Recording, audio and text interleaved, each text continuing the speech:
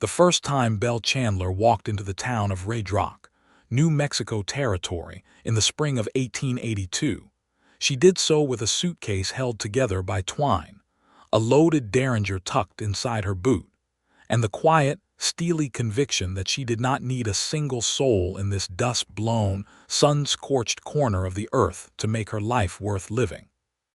She had come from St. Louis, where she had spent 6 years working as a seamstress in a shop owned by a widow who paid her just enough to keep the rent on a room the size of a closet. She had saved every extra coin, gone without meals she deserved, and refused every man who had offered her comfort in exchange for her independence. She was 26 years old, and she had scraped together enough money to buy a quarter share in a dressmaking shop in Redrock from a woman named Clara Holt, who had written to a St. Louis Gazette advertising for a business partner with needle skills and grit. What Belle had not anticipated was that Clara Holt would be dead by the time she arrived. She learned this on the main street of Redrock, standing in front of the small wooden building with a painted sign that read Holt's Fine Alterations, from a very old man sitting on a barrel who told her, without looking up from his whittling, that Miss Clara had passed of pneumonia 3 weeks prior, and that her nephew, a man named Gerald Holt, had taken over the property and seemed disinclined to honor any agreements his aunt had made. Belle stood on that street with her suitcase at her feet and the New Mexico sun pressing down on her like a flat iron, and she did not cry. She did not collapse. She pressed her lips together, squared her jaw, and walked to the nearest establishment, which happened to be a saloon called the Copper Bell, and she sat down at a table near the window and ordered a glass of water and tried to think. She was still sitting there an hour later, her glass long empty, working through every option she had, when the door opened and a man walked in who changed the direction of her entire life, though she would not know it for quite some time. He was tall. That was the first thing she noticed, because the door frame was a standard height, and he had to angle his hat slightly to clear it. He wore a dark brown trail coat that was clean despite the dust outside, and his boots were well-made leather, the kind that came from someone who understood that good boots were an investment and not a luxury. His face was tanned and strong-jawed, with dark eyes set under straight brows, and he carried himself with the particular quietness of a man who had spent a great deal of time alone and had made peace with it. He ordered coffee at the bar, which Belle thought was unusual since most men who walked into the Copper Bell at 2 in the afternoon ordered something considerably stronger, and then he turned and looked around the room, and his eyes landed briefly on her before moving to a table across the room where 2 men in rancher's gear were waiting for him. Belle returned to her thinking, which was not going particularly well. She had exactly $11.40 in the world. She had a room booked at the Redrock boarding house for 1 week, paid in advance, because she had written ahead expecting to be employed the moment she arrived. She had skills, considerable ones, but the only dressmaking establishment in town was currently in the possession of a man she had not yet met but already suspected was going to be a problem. She was right. Gerald Holt was a round, pink-faced man with small eyes and large opinions, and when Belle presented herself at his door the following morning with Clara's letter of agreement in hand, he looked at the document as though it were something unpleasant tracked in on someone's boot, and told her that, unfortunately, as Clara had passed without the business arrangement being legally formalized, he saw no reason to consider himself bound by it. Belle asked him, very calmly, if he was certain about that. Gerald said he was. Belle said she understood, thanked him for his time, and walked back out into the street. She walked 3 blocks to the general store, spent 15 cents on a small notepad and a stub of pencil, sat on a bench outside, and began writing down every single skill she possessed and how she might convert each one into income. She was so absorbed in this task that she did not notice the shadow that fell across the bench until a low voice said, "Pardon me, ma'am, you're sitting on my hat." She looked to her left. There, pressed against the far end of the bench where she had evidently not looked when she sat down, was a brown felt hat with a leather band, clearly of the type belonging to the tall man from the saloon, who was now standing before her with that same quiet expression and his dark eyes carrying something that might have been amusement. Belle looked at the hat. She looked at him. She picked up the hat, examined it, and handed it back. "It survived," she said. "Appreciated," he said, and turned the hat over in his hands. "You're the woman from St. Louis, the one who came about Clara Holt's shop." Belle looked at him steadily. "Word travels fast. It's a small town." He settled the hat back on his head. "Abraham Doyle. I run the Doyle cattle operation out on the Eastern Range." He extended one hand. She shook it with a firm grip. "Belle Chandler. I run nothing at the moment."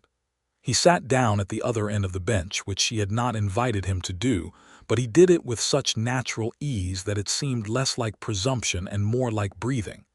"Gerald Holt give you trouble."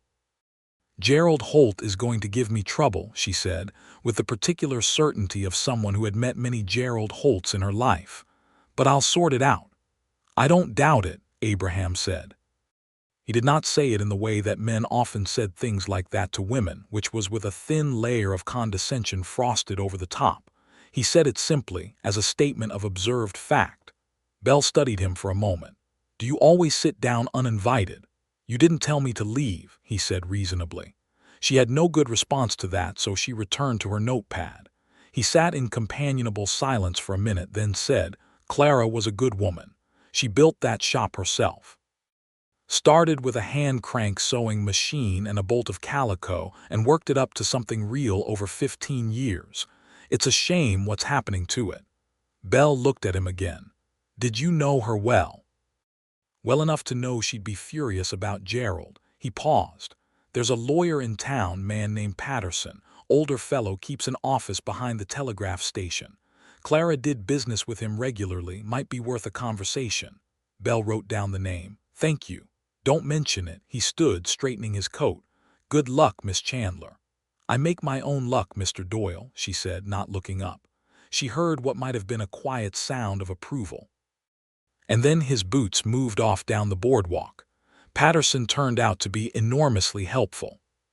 He was a slight, older gentleman with spectacles and a meticulous manner, and when Belle showed him Clara's letter and explained the situation, he spent 20 careful minutes going through his files before producing a document that he said he believed Gerald Holt had either forgotten or chosen to overlook. It was a codicil to Clara's informal business agreements, drawn up in Clara's own hand 6 months prior, stating that, in the event of her passing, any outstanding partnership agreements she had entered should be considered binding upon her estate for a period of 1 year. The document was not a legal masterpiece, Patterson admitted, but it had been witnessed and notarized, and in his opinion it would be sufficient to encourage Gerald Holt to reconsider his position, particularly if Belle were willing to be firm about it. Belle said she was very good at being firm. She went back to Gerald Holt that same afternoon, and she laid the document on his desk, and she explained, with extraordinary patience, and without raising her voice even slightly, that she was prepared to take this matter before the territorial judge who visited Redrock on the first Monday of every month, which happened to be 8 days away, unless Gerald found it convenient to honor his aunt's arrangement. She also mentioned, almost as an afterthought, that she had spoken with several women in town that morning who had been Clara's customers, and who seemed very interested in the question of whether the shop would be continuing its services under competent management. Gerald Holt was not a brave man. He was not even a particularly stubborn one when he understood that stubbornness was going to cost him. He grumbled. He made several remarks about aggressive women that Belle did not dignify with a response, and by the end of the following day, he had signed over her quarter share of the shop in exchange for her agreement to continue the business, keep his aunt's name on the sign, and pay him a modest quarterly sum from the profits for 1 year. Belle accepted these terms because they were workable, not because she was satisfied with them. She was already thinking 3 steps ahead. The shop had been neglected in the weeks since Clara's death. Fabrics were disordered, the sewing machine needed oiling, two of the windows wanted new seals against the desert dust, and the customer ledger had not been updated. Belle spent her first 3 days in the shop not sewing a single stitch, but instead organizing, cleaning, cataloging, and assessing. She found that Clara had possessed a small inventory of particularly fine woolen and cotton yardage that had not yet been accounted for in Gerald's hasty review of assets, and she arranged this quietly in the back storage room. She was on her hands and knees on the 4th morning, scrubbing the floor near the front entrance, when the bell above the door announced a visitor. She sat back on her heels and looked up at the person standing in the doorway and found herself looking at Abraham Doyle, who was holding his hat in his hands and looking at her with an expression she could not quite read. "I heard you got the shop sorted," he said. "You heard correctly," she said. She stood and wiped her hands on her work apron. "I was wondering," he said, and there was a slight pause that told her the next sentence had been considered, "if you might be able to do something about a set of dress shirts. I have an event coming up in 6 weeks, a Stockmen's Association dinner. I generally have my shirts made in Santa Fe, but the timing is tight this year." Belle looked at him with the careful professional eye of a woman who had been studying garments and the bodies they needed to fit for 6 years. He was broad across the shoulders, longer in the torso than most men his height, and his hands were large. "Come in," she said. "I'll take your measurements." He came in and removed his coat, and she took his measurements with the efficiency of a woman who had done this so many times it required no thought, calling the numbers out to herself quietly as she noted them. He stood very still while she worked, which she appreciated. Some men treated being measured for clothing like an ordeal. "You've been sewing since you were young," he said, not as a question. "Since I was 8, she said, moving to note his sleeve length. "My mother taught me. She's still in St. Louis. She passed when I was 14.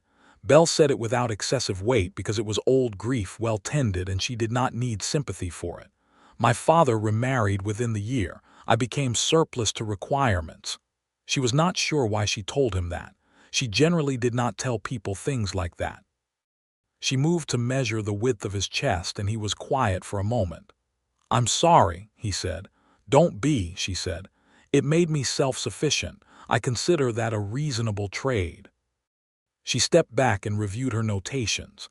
"I can have 2 shirts done in 4 weeks. Will that suit you?" "That'll suit me fine." He accepted his coat back and reached for his wallet.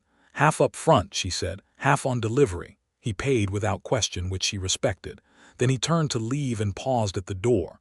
"I hope Redrock treats you well, Miss Chandler." Belle looked around the shop that was now, in some meaningful measure, hers. "I intend to make sure it does," she said. He left, and she stood in the quiet of the shop for a moment, aware of a feeling she did not immediately name, which was the particular warmth of having been treated, by a person she had met twice, as entirely capable. The weeks that followed were busy in the way that Belle preferred, which was productive without being frantic.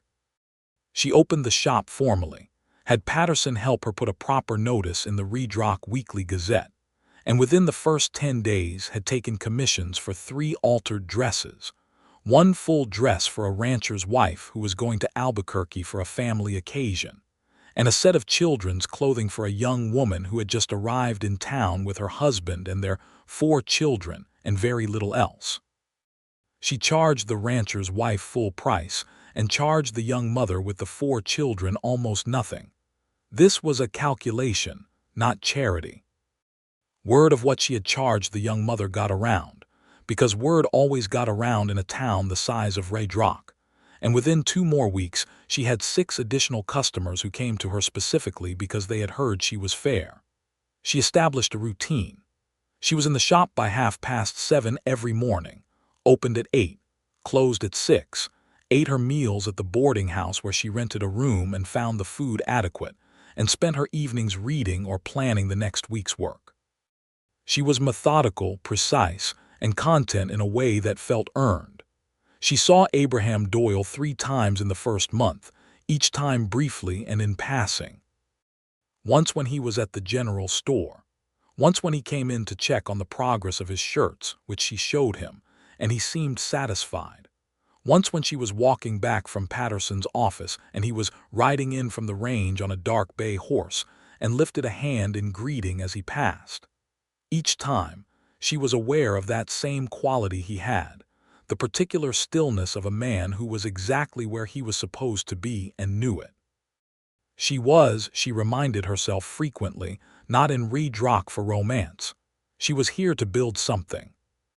She had been building something her entire adult life, one careful brick at a time, and she was not about to let the distraction of an interesting man with steady eyes undermine the architecture. She delivered his shirts on a Thursday, 3 days before his association dinner. He came to the shop to collect them and put one on in the back room and came out, and she examined the fit with the critical eye of someone who had seen 100 garments on 100 bodies and knew immediately when something was right. It was right.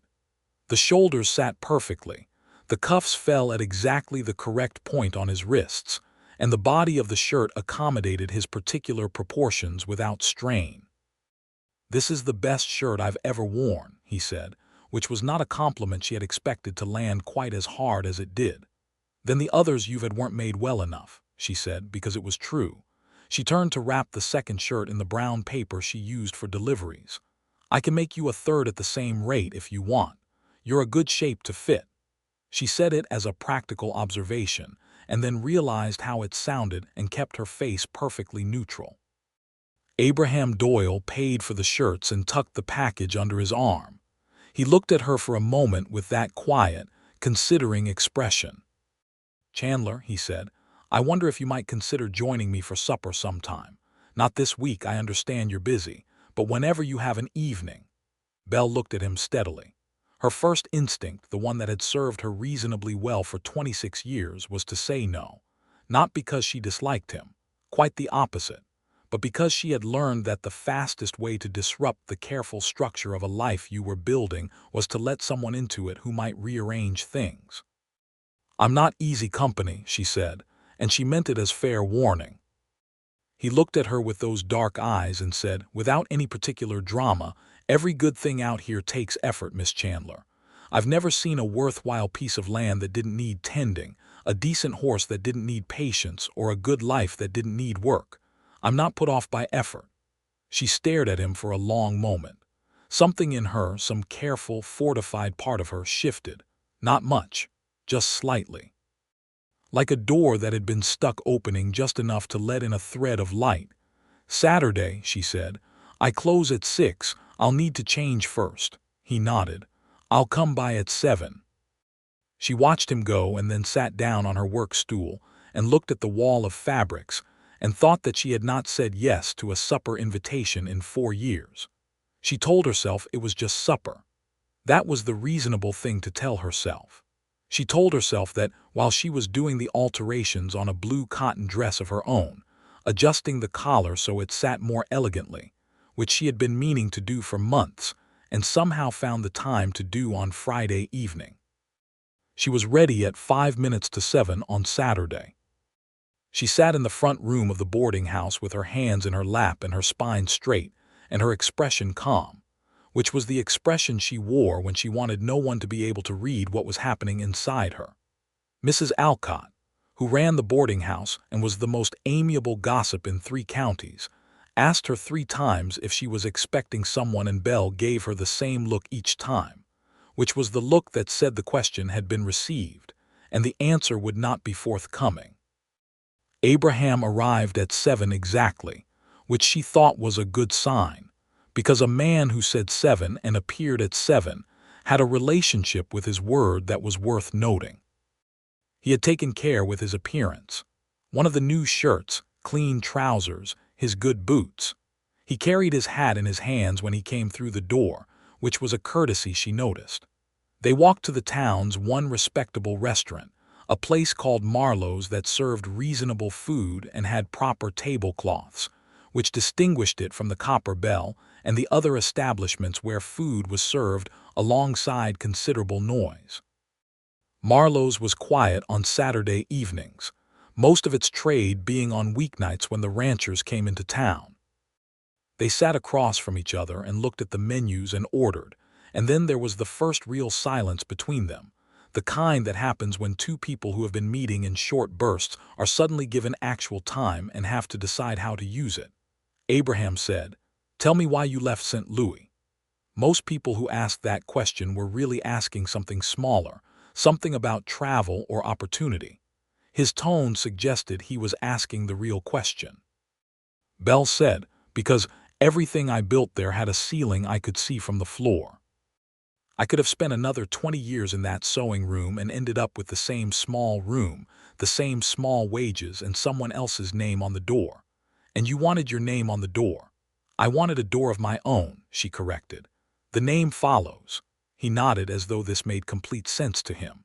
"I came out here from Kentucky 8 years ago for a similar reason," he said. "My father's land would have gone to my older brother, which was the right of it. I don't begrudge him. But I needed to see what I could build that was entirely my own.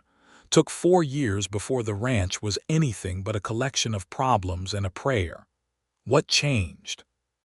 "I stopped trying to replicate what I'd grown up with and started understanding what the land here actually wanted to do," he said. "Texas longhorns don't behave like Kentucky stock. The range is different. The water is different. Once I started listening to the place I was in instead of the place I came from, things got better." Belle turned her water glass in her fingers. "That's a very sensible way to approach a new place."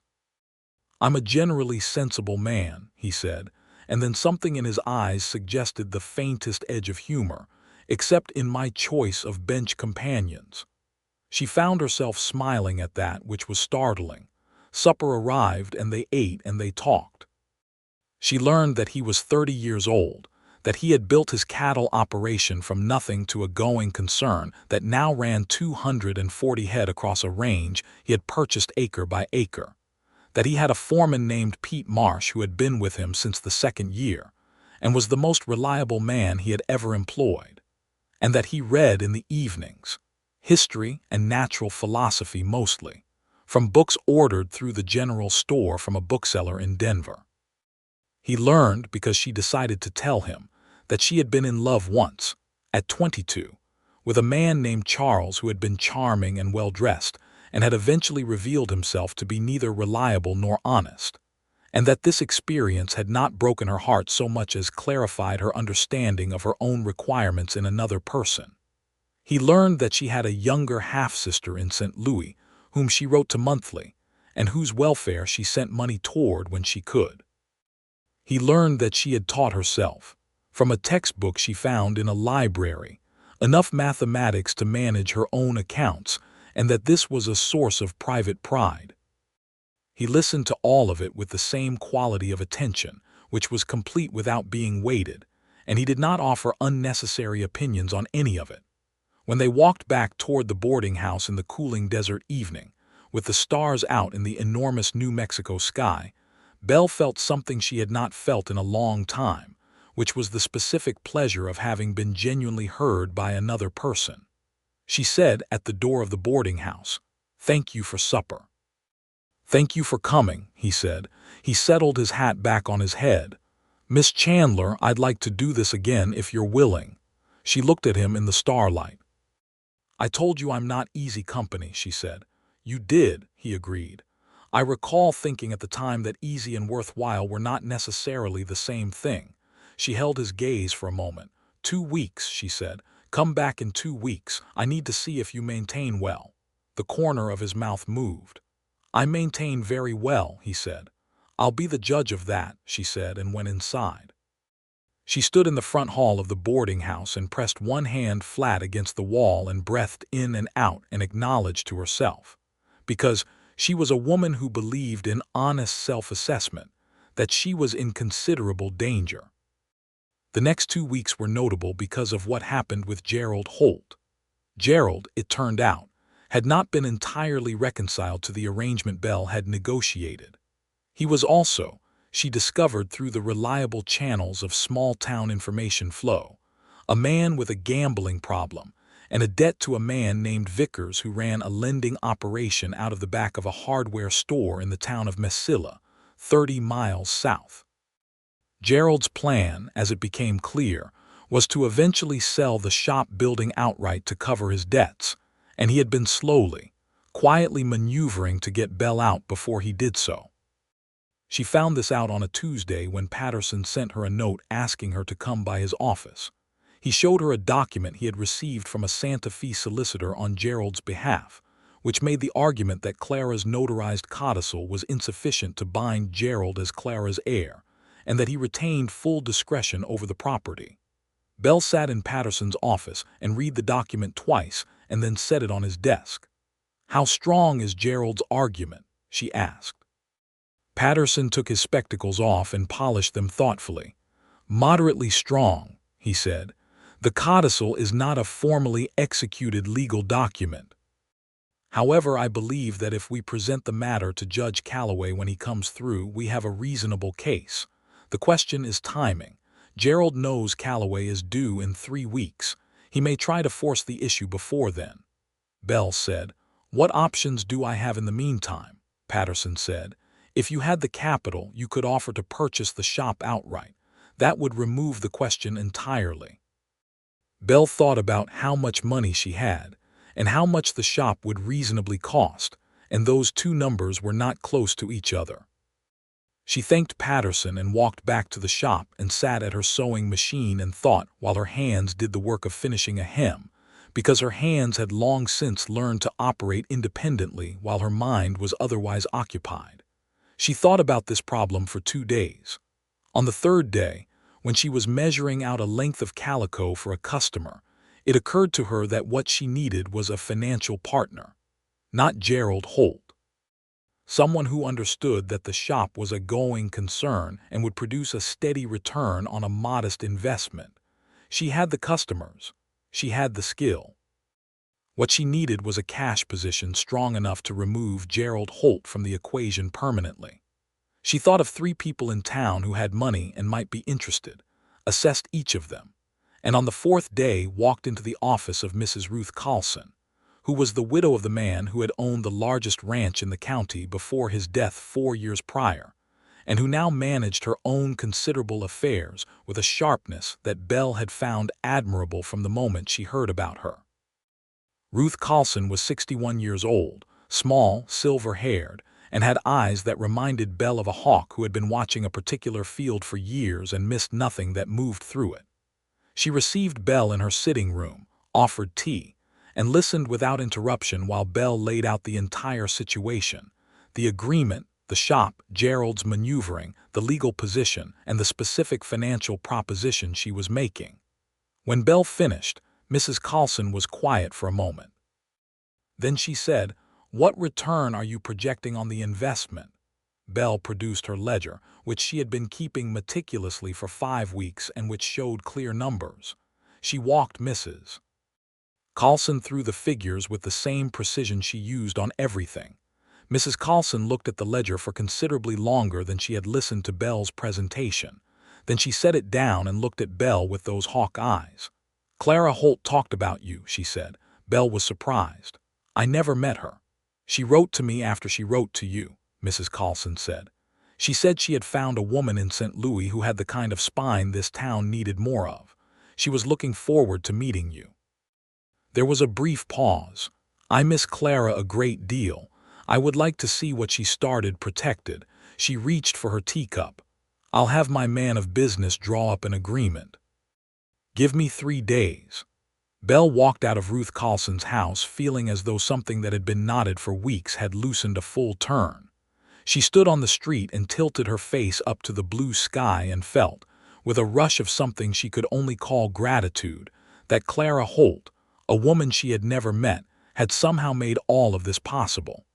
The agreement with Mrs. Carlson was signed 6 days later. Belle and Mrs. Carlson together offered Gerald Holt a price for his share of the property that was fair, slightly more than fair, and accompanied by a letter from Patterson laying out the legal complications that awaited him if he declined. Gerald took the money. He signed the papers. He left for Messilla 2 days later to deal with his vicar's problem, and was not seen again in Redrock for 8 months, by which time the shop had nothing to do with him and he had no further leverage. The night the papers were signed, Belle sat in her shop after closing and looked around at the space she now, in a real and legal sense, half-owned. The other half belonging to a formidable woman who had made clear she had no interest in the daily operations and full confidence in Belle's management. It was not the full ownership she had envisioned, but it was real, and it was solid, and it was hers. She pressed her hands flat on the worktable and breathed in the smell of fabric and beeswax and thread, and felt so full of something that she was not sure her ribs could contain it. Abraham Doyle came back, as he had said he would, in 2 weeks. He came by the shop on a Friday afternoon, not Saturday as she had half expected, and he said he was passing through town on ranch business and wanted to know if she might like to ride out to the eastern range on Sunday, if she was comfortable on a horse, to see a part of the country that most people who lived in Redrock had never actually looked at. Belle, who had not been on a horse in 4 years but was not going to admit to any difficulty, said she was quite comfortable. He arrived Sunday morning with 2 horses, a reliable-looking gray for her and his dark bay for himself, and she recognized immediately that the gray was the kind of horse chosen specifically for someone who might not be fully at ease, steady and unhurried and benevolent in temperament. She appreciated this consideration without saying so. They rode east out of town into the high desert landscape, which was unlike anything Belle had grown up around. The land opened up in a way that the Midwest never did, impossibly wide under an impossibly blue sky, with red rock formations rising from the flat earth like monuments built by some ancient hand, and the air was so clear that distances seemed both closer and more real than any air she had breathed before. Stands of juniper and pinon pine dotted the slopes, and the spring light made the buff-colored earth glow gold in places. She did not say that it was beautiful because she was too busy looking at it. He rode beside her in that easy, unself-conscious way of someone who had been on horseback since childhood, and he let her look without filling the silence with unnecessary words, which she appreciated more than she knew how to say. Eventually she said, "How much of this is your range?" "From that red bluff to roughly where those 2 hills meet in the east," he said, gesturing, "and north about 4 miles. Belle looked at the expanse of it. "You built that in 8 years. "Every acre," he said. "Some of it the hard way." She thought about that. "What's the hard way out here?" "Wrong time of year, wrong price. A drought year that nearly ended everything in the 3rd year when I lost 60 head to a water hole that ran dry." He said it without drama. "I was close to finished. Had to sell most of what I had left, work a season for another rancher, come back and start the building over again." He looked at the land around them with an expression she had come to think of as his particular kind of affection, the way someone looks at something they have both suffered and loved. "But I knew this land was worth it, and everything that came after proved that," Belle said. "You don't talk about the hard times as though they were defeats." "They weren't," he said simply. "They were tuition." She looked at him. The wind moved through the desert grass around them, and somewhere above a hawk carved its circle in the sky, and Belle Chandler, who had been building walls since she was 14 years old, felt another quiet shift in the architecture of herself. They ate lunch at the base of one of the red rock formations, where Abraham had packed a practical meal of bread and cheese and dried fruit, and they sat in the shade of the rock and talked for 2 hours about everything and nothing. She told him about the arrangement with Mrs. Carlson and the departure of Gerald Holt, and he listened with a satisfaction that seemed to go beyond mere social interest. "I heard Gerald was having trouble with money," he said. "I'm glad you managed it the way you did. Clara would have admired that approach." "You keep saying that," Belle said. "Did you know Clara very well?" Abraham was quiet for a moment. "She was kind to me when I first came to Redrock," he said. "I was 22, I had a little money and a lot of plans and no idea what I was doing in a place I'd never been before." She fed me supper about 6 times in my first month here and didn't charge me for it and didn't ask me questions I wasn't ready to answer. She was that kind of person. Belle thought about that. She thought about a woman who had taken in a young man from Kentucky with plans too big for his current circumstances and fed him supper without questions. She thought about that same woman writing a letter to a gazette in St. Louis to find a partner with needle skills and grit. She thought about the word grit and how it was a particular kind of compliment and how Clara had apparently seen it in her description, in her letter, in whatever version of herself she had put on paper when she was applying for a life that was bigger than the one she currently had. "I wish I had met her," Belle said, and found that she meant it fully. The ride back into town in the late afternoon was easy and warm, the sun moving toward the western horizon and laying long shadows across the desert floor. Belle was aware that her body would remind her tomorrow of the hours in the saddle, since 4 years away from riding was a genuine fact regardless of her confidence on the subject. But she was also aware that this had been one of the better days she had spent in recent memory. At the edge of town, where the road became the main street, Abraham slowed his horse and looked at her with that direct, quiet look. "Miss Chandler," he said, "I'd like to be honest with you." "I'd prefer that," she said. "I find myself thinking about you a considerable amount," he said. "More than I find convenient or expected." He said it without apology and without excessive weight, just as a plain truth being offered. "I'm not a man who does things quickly when the things matter, but I wanted you to know." Belle held her horse still for a moment. She looked at him in the amber light. She thought about walls and doors and the way a thread of light changes a room. "Abraham," she said, and it was the first time she had used his given name, "I've been protecting myself for a long time. I'm not sure I know how to stop entirely, but I don't think I want to with you." It was as close to a declaration as she knew how to make, and he received it with the same seriousness she had delivered it. "That's enough," he said, "for now." The summer of 1882 in Redrock, New Mexico Territory, was one of the hottest on record. The desert turned to copper and the water in the secondary creek beds dropped to a trickle, and the whole town moved a little more slowly between noon and 4 in the afternoon, doing what it could. Belle kept the shop closed for the worst of the midday heat and started work again at 4, sometimes sewing by lamplight until 8 or 9 in the evening to make up for it. She and Abraham found a rhythm to seeing each other that suited them both. He came into town twice a week, usually on Wednesday when he came for supplies and Saturday when the week's business was done, and they had supper together on Saturday evenings. On the Wednesdays, when his business did not take too long, he stopped at the shop and they talked for half an hour, sometimes an hour, with her hands still moving on whatever she was working on because she had long since given up pretending she could stop working just because she was having a conversation. He never minded this. He seemed, in fact, to find it interesting. He asked about what she was making, and she explained garment construction to him one afternoon with more enthusiasm than she usually showed in anything, because she genuinely found garment construction interesting, and he listened with real attention and asked questions that were better than she expected. She started to learn the texture of him, the things that ran underneath the quiet surface.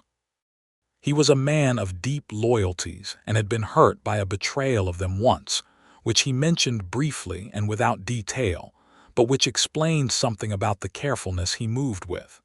He was more humorous than he appeared on first meeting, with a dry wit that emerged in unexpected moments. He was patient with almost everything except dishonesty, toward which he had a reaction that was not anger exactly, but something colder and more permanent.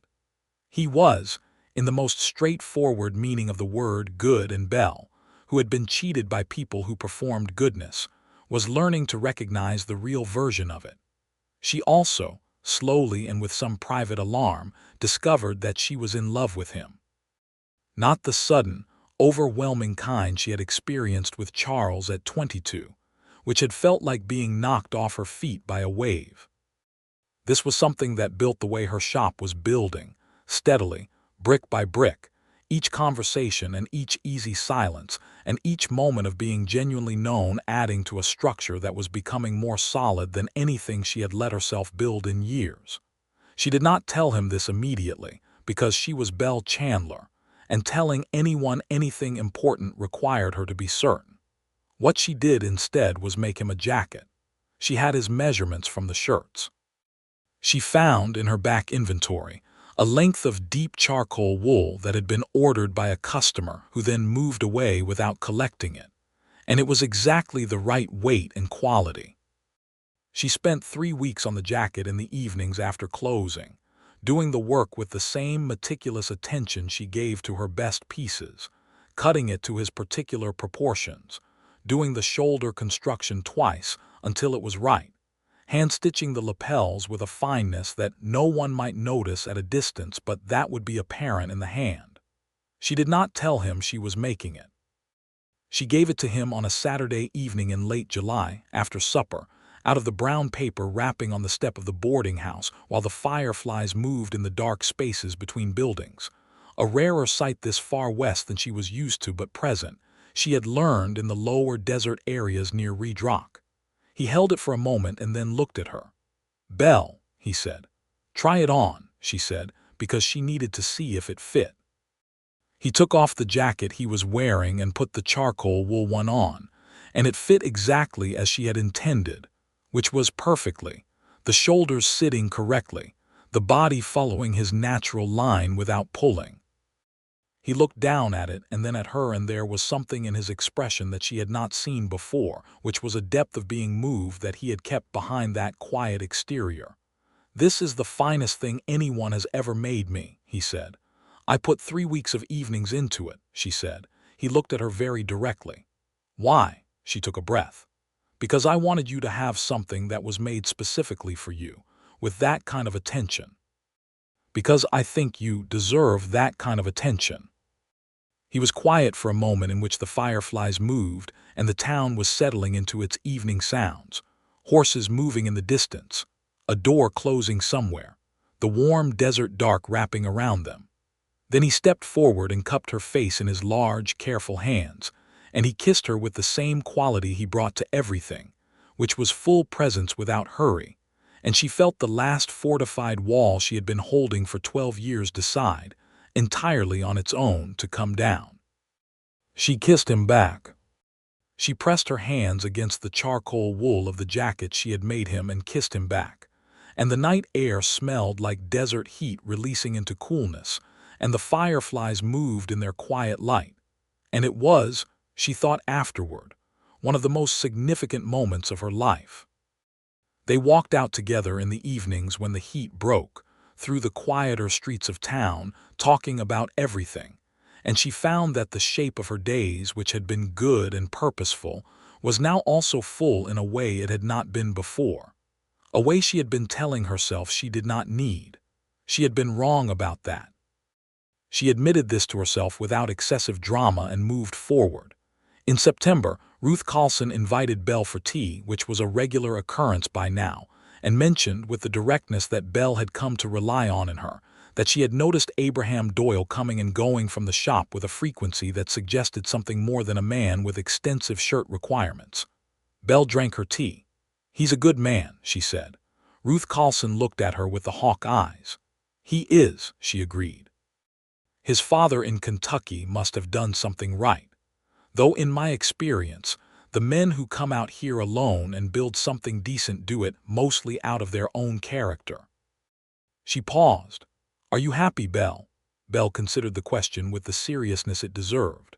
"I'm happier than I expected to be," she said carefully. Ruth Carlson smiled, which was an expression that transformed her sharp face into something entirely warmer. "That's the best kind," she said.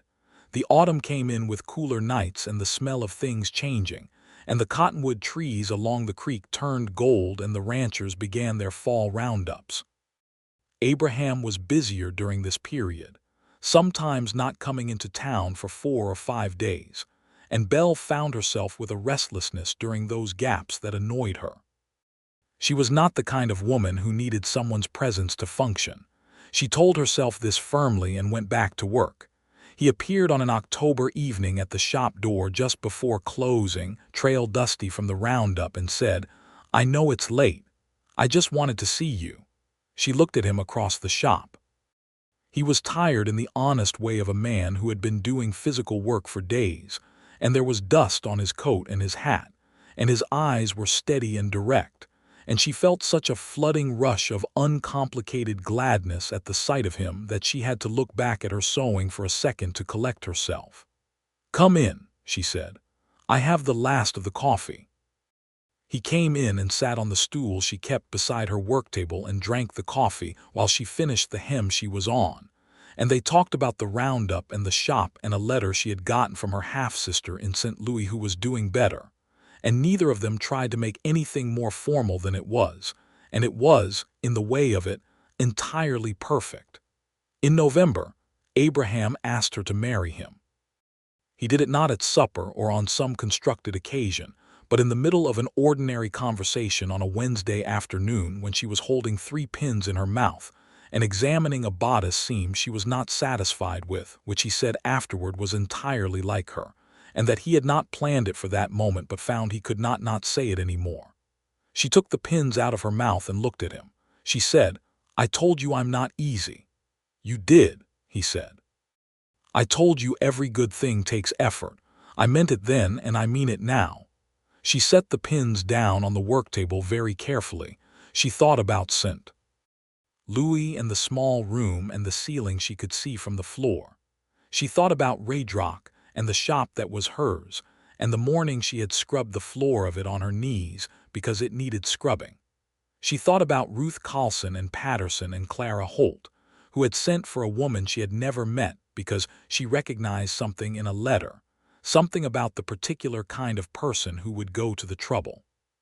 She thought about this man in front of her, who had sat on a bench because she was on his hat and had offered his name and the name of a lawyer, and had never once suggested, in all the months since, that her ambitions were too large or her manner too forthright or her independence a problem to be solved. "Yes," she said, and then, because she was Belle Chandler, "I'll need to talk to Patterson about making sure the shop agreement with Mrs. Carlson is properly structured to remain mine independently." Abraham looked at her for a moment with those dark eyes, and then he laughed, which was not something she heard from him often, and which transformed his whole face into something younger and easier. "Of course you will," he said. He crossed the space between them and kissed her, and she put her arms around the charcoal wool jacket she had made him and held on. They were married in December, on a cold, clear day when the sky was the blue of something precious, and the cottonwood trees were bare and beautiful. Belle wore a dress she had made herself, ivory cotton with a fitted bodice and a skirt that moved correctly, and no ornamentation except a row of small covered buttons from collar to waist, and a piece of ribbon she had made into a belt, because she had never liked ornamentation for its own sake. Ruth Carlson was there. Patterson was there. Pete Marsh, Abraham's foreman, was there, a compact, weathered man who shook Belle's hand with evident approval and said he had heard a great deal about her, and all of it had been accurate. A dozen of the women she had made clothes for were there. More people than she expected, which told her something about how she had become, without entirely noticing, part of this place. The ceremony was held at the small church at the end of the main street, performed by a minister who had been in Redrock for 3 years, and who gave a short, honest ceremony without excessive flourish, which Belle appreciated. When the minister asked Abraham if he took this woman, Abraham said, "I do," in a voice that was not loud but that carried through the church without effort, and he looked at Belle while he said it with an expression that left nothing ambiguous about whether he meant it.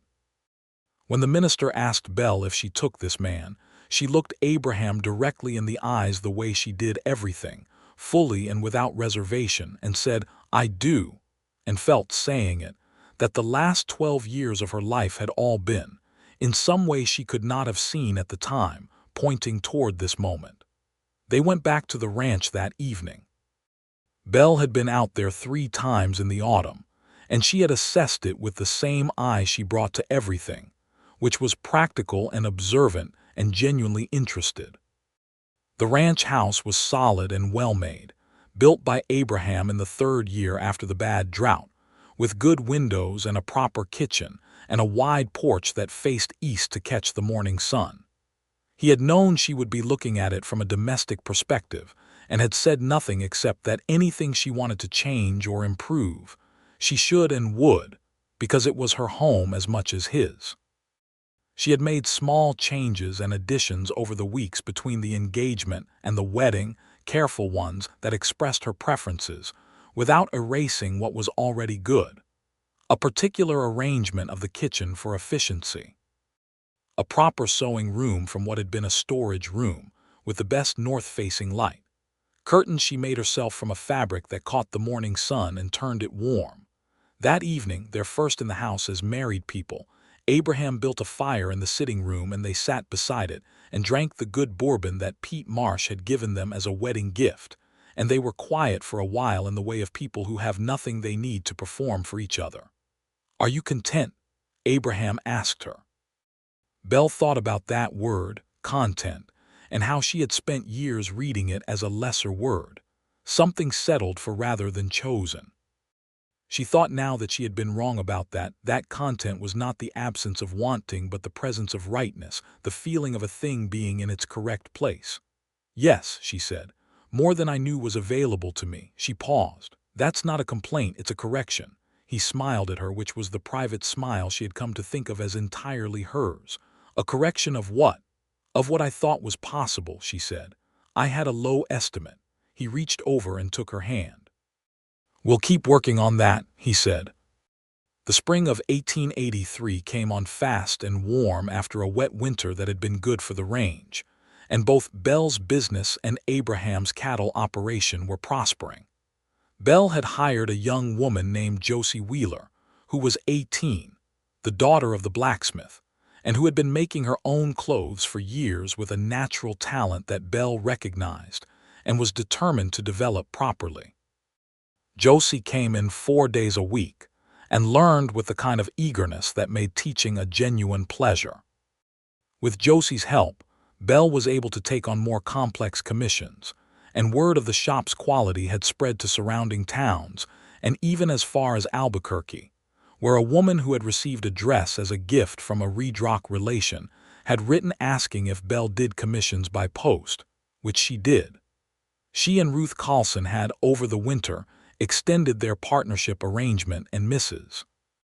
Carlson had invested in a proper second sewing machine, a newer model than the hand crank that had been Clara's original, and the two women had a monthly meeting over tea where Belle presented her accounts, and they discussed the business with the mutual respect of two people who understood that what they had built was worth maintaining properly. Belle rode out to the range with Abraham on the first warm Saturday of April, and they went on horseback to the northern boundary of the Doyle Range, where the land rose slightly, and you could see a long distance in 3 directions. The desert was greening around the juniper, and the spring grasses were coming in, and a pair of red-tailed hawks were hunting over the flat beyond the fence line. She looked at the land with him beside her and felt such a specific, profound belonging to this place and this moment that it was almost physical. She had been in Redrock just over a year, and it was hers in the way that only places you have chosen and worked for can be yours. "Abraham," she said. He said, watching the hawks. "I'm going to have a baby." He turned to look at her. She watched his face do something she had never quite seen it do before, which was process something too large for the quiet expression he generally wore, so that for a moment all the layers were visible, the surprise, the depth of feeling underneath, the instinctive reach toward her that his hand made before he caught himself. "Belle," he said. "Sometime in October, I think," she said. He reached out then and took both her hands in his, and she let him, and he held them and looked at her with all that feeling visible and said, "Are you well? How are you feeling?" "I feel fine," she said, which was honest. "I feel very well, actually." She paused. "I'm glad we're here when you found out." "I wanted you to find out somewhere with Sky." He looked at her as though she were something extraordinary. She was not used to being looked at like that and found that she did not dislike it from him. "I love you," he said, and it was not the first time, but the plainness of it in that moment, with the hawks above and the spring grass around them and the enormous country spread in every direction, made it feel as though it was the most fundamental sentence that had ever been said. "I love you," she said back, without hesitation, without any of the ancient protections she had once kept around that particular sentence, because she had taken those down months ago and had not missed them. The months of waiting were good ones. Belle worked through the summer, making adjustments to her working arrangements as her body required but not stopping, because she had no interest in stopping, and because Josie was now capable enough to carry more of the production and did so with enthusiasm. Abraham was attentive without being excessive about it, which was the exactly correct balance for a woman who did not want to be treated as fragile but who appreciated care. He made sure the ranch house was comfortable, arranged for the nearest doctor, a man who came through from Las Vegas, New Mexico monthly, to be aware of her condition and to be reachable. And he did all of this quietly and without drama so that Belle received it as what it was, which was love in practical form. She made the infants clothing herself, naturally in the evenings, small careful garments of the softest cotton she had in stock, and she was sitting with one of these in her lap on an October evening when her body told her that it was time. Abraham rode for the doctor and the local midwife simultaneously, because he was a man who believed in covering all available options when something important was happening, and the birth was, as these things went, not easy in its final stages, but the dawn of the following day found them with a son. A son. 7.5 pounds and entirely healthy, with dark eyes that looked, Belle said, like his father's and Abraham said were clearly his mother's, and hair that was neither of theirs exactly but was a good compromise. They named him Samuel, after no one in particular and for the sound of it, which felt right and solid in the way of the name of a person who would grow up in this particular landscape and need to be equal to it. Ruth Carlson came out to the ranch the following week bearing gifts of practical and generous proportion and sat with Belle for 2 hours while Abraham took Samuel outside in the warm October sun, and Ruth looked at Belle over her teacup with those sharp eyes and said, "You look like a woman who has surprised herself." "Regularly," Belle said. "It's become a habit." "Good," said Ruth. "Surprises keep a person current." The winter of that year was full in the way of good winters. Samuel grew with the determination that healthy babies bring to the enterprise, and the ranch house was warmer and more alive than it had ever been. Belle went back to the shop in January, taking Samuel with her on the days when the midwife who had agreed to help with his care was unavailable, and he spent his first months in a carefully padded box behind the work table, sleeping through the sound of the sewing machine with perfect equanimity, which she said was proof that he had been born with good sense. Pete Marsh turned out to be, beyond his role as foreman, an uncle to Samuel by sheer force of affection. He appeared at the ranch house on Sunday evenings with the regularity of a man who had decided this was where he was meant to be, and no one had corrected him, and he sat with Abraham by the fire and talked range business, and at some point would have Samuel in his arms by a mechanism that no one had clearly observed, and his weathered face above the baby's dark head was the most unexpectedly tender thing Belle had witnessed in years. In the spring, 2 things happened. The first was that Josie Wheeler completed her first full commission entirely independently, an elaborate dress for a wedding that had been sent from a woman in Santa Fe who had been referred by a customer of Belle's. Josie did it without error, with a precision and instinct that told Belle she had not just taught a girl to sew, but had recognized and developed a genuine talent. She raised Josie's wage immediately and told her that within 2 years, if she kept going, her name would go up on the shop sign alongside Belle's. Josie went home that evening and Belle heard from Mrs. Alcott, who heard these things, that the girl had cried from happiness. The second thing was that Belle received a letter from her half-sister in St. Louis. Her sister Eliza, who was 22 now, had been working in a laundry since she was 16, and the letter said that the woman who ran the laundry had just sold it, and the new owner was cutting staff, and Eliza did not know what to do and asked Belle if she had any advice, in the careful, tentative way of someone who was not sure they had the right to ask. Belle read this letter twice and then set it on the kitchen table and looked at Abraham, who was eating breakfast and reading a report from the Cattlemen's Association, and said, "My sister needs a place to go." He looked up. "Bring her here," he said. "She'd need work," Belle said, "and somewhere to live." "She can live here until she finds her own situation," he said. "As for work, that's between you and her." Belle wrote back to Eliza that afternoon, a long letter, practical and warm in exactly the proportions that Belle did things, explaining what Redrock was and what it offered and what it required, and telling her that there was a room at the ranch and a position at the shop if she was willing to learn, and that the learning would be real and the position would be earned, not given. Eliza arrived in June. She was small and quiet where Belle was contained and direct, with their mother's brown eyes and a manner that was uncertain at the edges in the way of someone who has been given reasons to be uncertain. She looked at Redrock with the eyes of someone who had never been anywhere but a city, and found it simultaneously alarming and beautiful.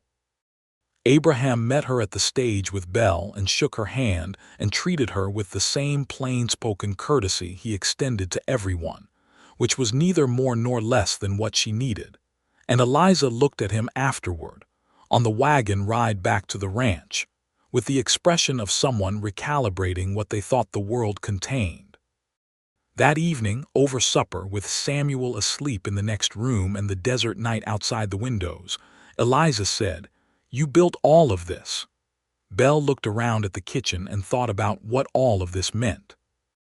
The ranch, the shop, the partnership with Ruth Carlson, Josie, the customers who came from Santa Fe, the son with the dark eyes, the man at the head of the table who had told her, 8 months after she arrived with $11 and a suitcase held together by twine, that every good thing took effort.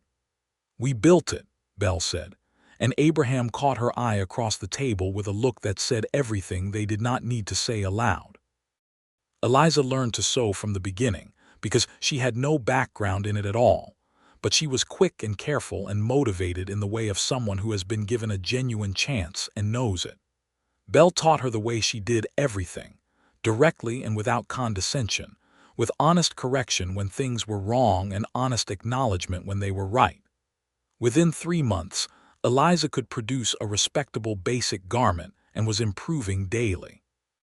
She was also, it emerged, better at managing the shop's customer correspondence and accounts than anything else, which was a gift, because Belle was good at the accounts but preferred the making. They settled into a natural division of labor. Eliza rented a room at the boarding house in September, by which time she had been earning enough to do so, and was seen occasionally in the company of a young man named Thomas, who was the telegraph operator, and appeared to be both nervous and genuine, which Belle thought were reasonable qualities to show in the presence of an Eliza Chandler. The 2nd October of their marriage, Belle told Abraham she thought they should purchase the lot adjacent to the shop.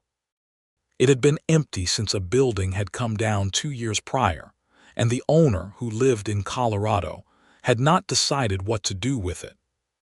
Belle had been watching it for months and had an idea that the shop could expand into a proper front room for fittings, with the original space becoming entirely production. Abraham said, "Show me the numbers." She showed him the numbers. They were good. They were, in fact, very good. He said, "Have Patterson contact the owner in Colorado. We'll make an offer." The offer was accepted by December. The expansion took 4 months and was done by a carpenter from town, who Belle directed with a specificity that he said afterward he had never experienced from a client, but that produced exactly the result required. The new front room had proper large windows for natural light, and a good mirror for fittings and a proper counter behind which Belle or Josie or Eliza could work. The production room in the back, with its 2 sewing machines, was quiet and efficient and organized the way Belle organized everything, which was down to the inch. The shop reopened in its expanded form in April of 1885, and Ruth Carlson attended the opening and stood in the front room and looked at what had been built from Clara Holt's original space and said, "Clara would have loved every bit of this," and Belle believed her.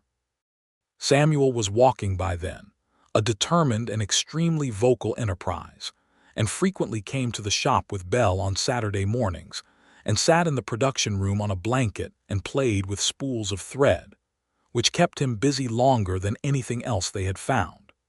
Pete Marsh took him out to the paddocks when they came to the ranch for meals, and let him watch the horses with a solemnity that suggested he regarded this education as genuinely important. Abraham bought a new stretch of range in the spring of 1885, adding to the eastern holdings that Belle had looked at with him on that long-ago Sunday, and brought in 20 more head to run on it. The Doyle operation had a reputation now, among the Cattlemen's Association and beyond, for good stock and sound management, and there were inquiries sometimes from ranches in Texas and Colorado about the possibility of selling breeding stock. He came home from the association's spring meeting in late April and sat across from Belle at the kitchen table with a look she had learned to recognize as a man who has news he is deciding how to present. She said, "What happened?" He said, "They've asked me to serve as president of the association for the next 2 years. She looked at him. "Will you?" "I wanted to talk to you first," he said. This was, she thought, the kind of marriage she had not known was possible when she was younger. Not one in which decisions were made for her or around her, but with her counsel treated as genuinely relevant to the outcome. "It'll take more time away from the ranch," she said, thinking it through. "But Pete is more than capable of running the day-to-day, and the association connection will be good for the operation long-term." She paused. "Do you want to do it?" He considered this honestly. "Yes," he said. "I think I can do it well. And I think the association needs someone in that role who is more interested in the actual work than the title." "Then you should do it," she said. He did. He was, as he had anticipated and she had observed, a good president of the Stockmen's Association, which was an organization that dealt with water rights and land use, and the complicated business of running cattle operations across a territory that was still, in 1885, in the process of figuring out what it was going to be when the frontier closed. He was fair with the smaller operations and patient with the disputes and direct about the things that needed to be said, which was what the role required. Belle attended 2 of the association's formal dinners that year and wore a gown she made herself that caused considerable comment, because she was, among other things, very good at what she did, and what she did included knowing how to dress for a room. She sat beside Abraham at the long table and met ranchers and their wives from across the territory, and she was, she thought, exactly who she was in these rooms, not performing anything different, and found that this was, in fact, what people responded to. A woman from a ranch south of Albuquerque sought her out after the second dinner and asked if she ever took on apprentices beyond her own shop. This question, combined with several similar conversations she had had over the preceding months, planted an idea in Belle's mind that she began, over the following weeks, to develop. What she was thinking about was a school. Not a formal school in the institutional sense, but a structured apprenticeship program at the shop, where young women who wanted to learn a trade could come and learn it properly. She had already done this informally with Josie and now with Eliza, but she was thinking of something more deliberate. She talked about it with Ruth Carlson, who listened with the hawk eyes very sharp and said, at the end, "What do you need?" Belle said she needed more space and more machines and a stipend arrangement for the young women while they were training. Ruth Carlson said, "Write me a proposal." Belle wrote a proposal over 3 evenings, meticulous and well-argued, and brought it to Ruth at tea on a Thursday. And by the following week they had agreed a structure, and Ruth had committed a sum that made the thing genuinely possible. The apprenticeship program opened the following autumn with 3 young women, referred by recommendations from families across the territory, who came to Redrock and spent 6 months learning garment construction, fitting, business management, and account-keeping from Belle and Josie, who had by now grown into a teacher in her own right. 2 of the 3 went on to open their own operations, one in Santa Fe and one in Las Cruces, and both of them wrote to Belle within a year to say what the training had meant.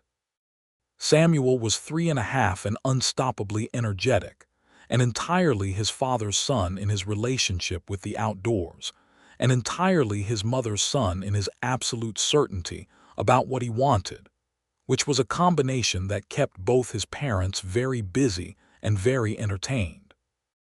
Abraham came to the shop one afternoon in the winter of 1885 and leaned in the doorway of the production room where Belle was cutting a particularly complex piece of brocade with the concentration it required, and waited until she reached a stopping point. "I was thinking," he said. "I'm listening," she said, still examining the fabric. "I've been looking at the creek acreage 2 miles north of the ranch boundary," he said. "Jenkins wants to sell. It would give us water rights and another pasture. I think it's a reasonable price for what it is." She set down her scissors and looked at him. "How much?" he told her. She thought about it. "What's the water situation like?" "Good spring-fed creek. Doesn't run dry even in drought years. Jenkins's foreman told me it's been reliable through 3 bad droughts in the 12 years they've had it." "Then it's a good price," she said. "Do it." He nodded. "I wanted to make sure you agreed." She looked at him across the production room with its organized shelves of fabric and its 2 sewing machines, and the afternoon light coming through the north window. She thought about the $11.40 she had arrived with. She thought about the bench and the hat and the name of a lawyer. She thought about every good thing taking effort, and she thought about how effort applied consistently over time was the most reliable alchemy she knew. "I agree," she said. She picked up her scissors and went back to the brocade, and he stood in the doorway for another moment, and she felt his eyes on her with that specific quality of affection she had come to understand was as fundamental to him as his quietness and his steadiness and his willingness to sit on a bench uninvited with absolute natural ease. "Belle," he said. She looked up. "Thank you," he said, and she knew he did not mean the acreage.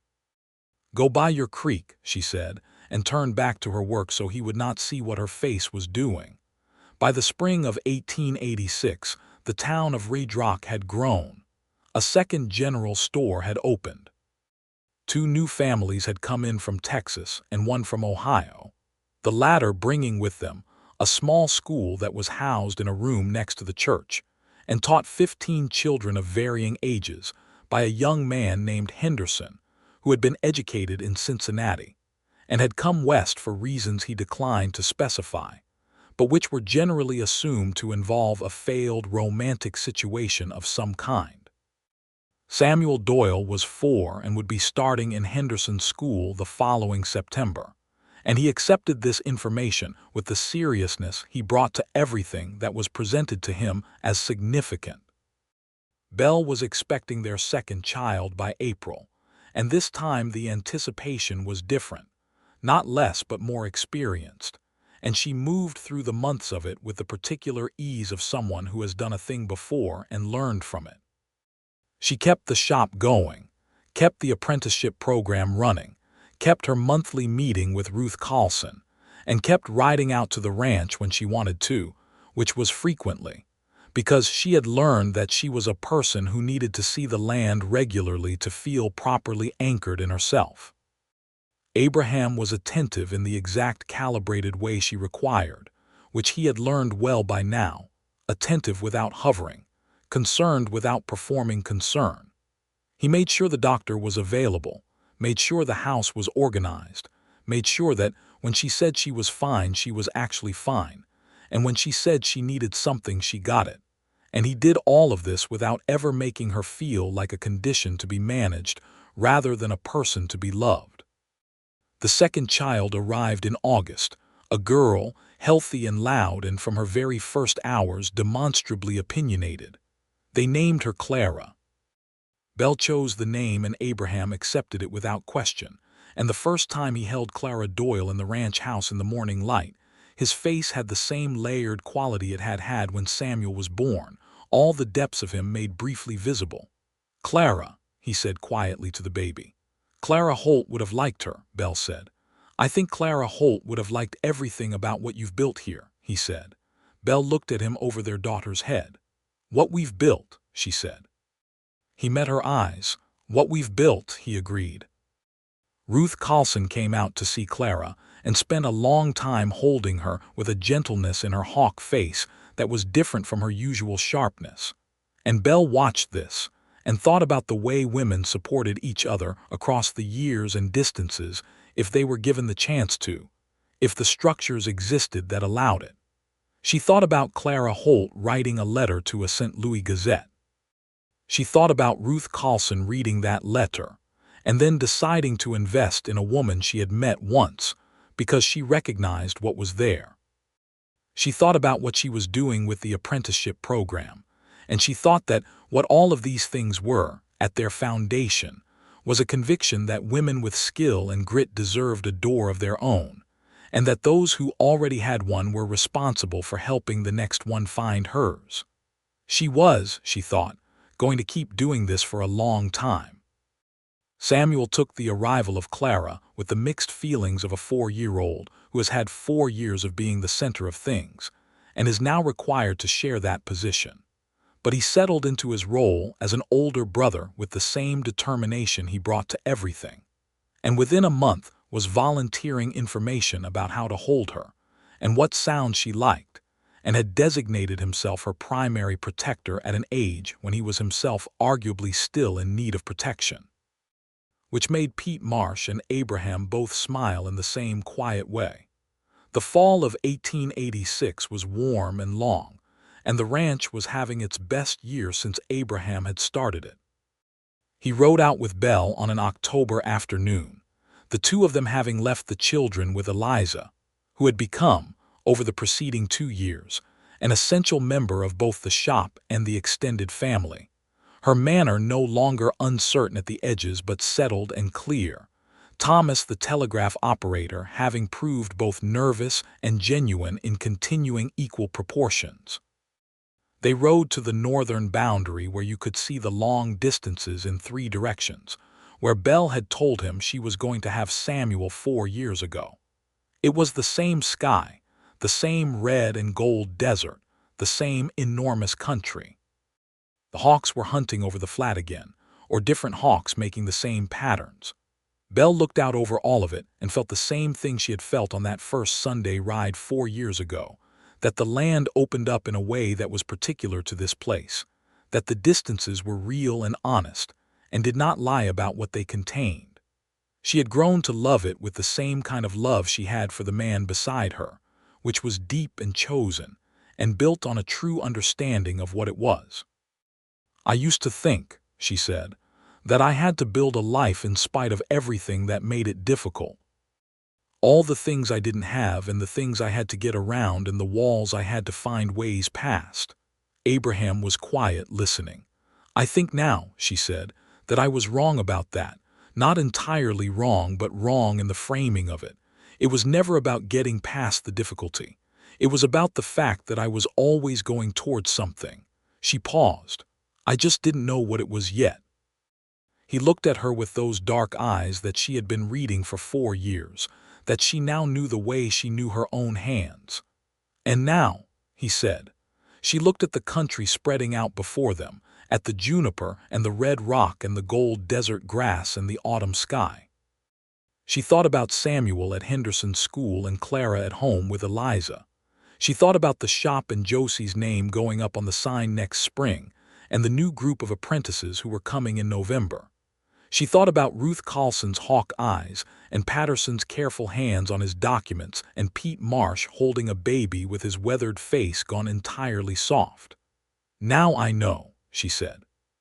He reached across the space between their horses and took her hand, the same careful, large hand that had held her face the night she first kissed him, and she held it the way she held everything she was certain of, with her whole grip and no reservation.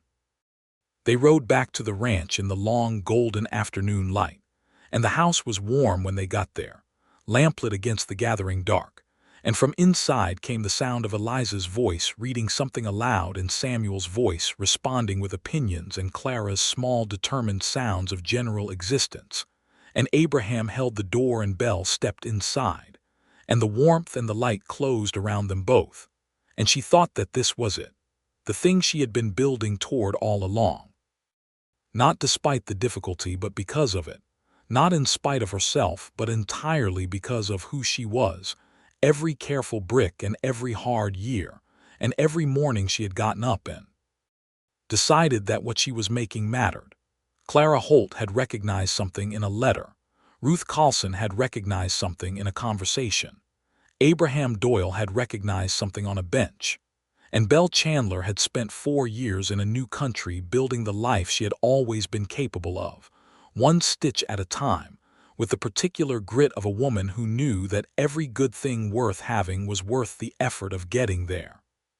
She hung her coat on the peg by the door and went to find her children, and the fire burned warm in the grate, and outside the New Mexico night settled over the land she had come to love, and it was good, all of it, completely and fully and without reservation good.